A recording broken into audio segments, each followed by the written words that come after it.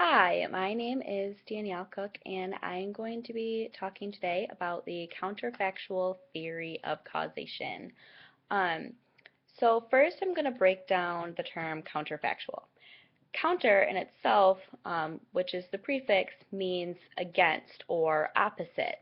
So when we say counterfactual, it means the opposite of the facts, um, or it describes something that is not true. So when we talk about the theory, counterfactual theory of causation, it means that we are describing something opposite of the fact that is not true. So for example, from the readings this week, we had, if I were rich, I would buy a yacht. This is stating that a person is not rich, and in fact, they cannot or will not buy the yacht.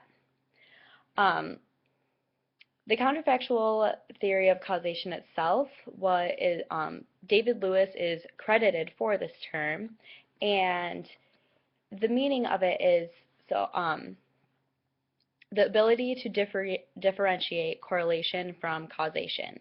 So if A caused B to move, this would mean B would not have happened if it were not for A.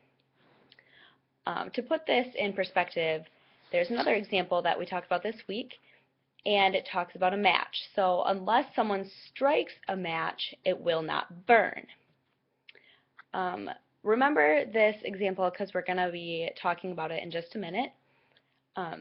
Because this theory in itself seems to make sense because something is causing something else to happen, and it wouldn't have happened if this event didn't happen prior. However, there are a few problems with this theory, and Pinker in his book describes three of them. These three issues are the collection of circumstances, preemption, and overdetermination.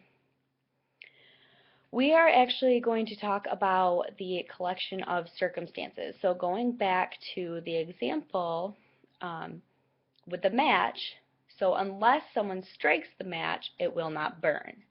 However, this would make sense in the theory of, or the counterfactual theory of causation. But when taking a closer look at it and looking at what else goes into it, and other factors, such as oxygen, the match may be struck, but if it does not have oxygen in the air surrounding it, it will not burn. So, but then we also cannot say that oxygen is the reason that the match will burn. The counterfactual theory of causation does not take this into consideration. So this is one of the major issues of this theory.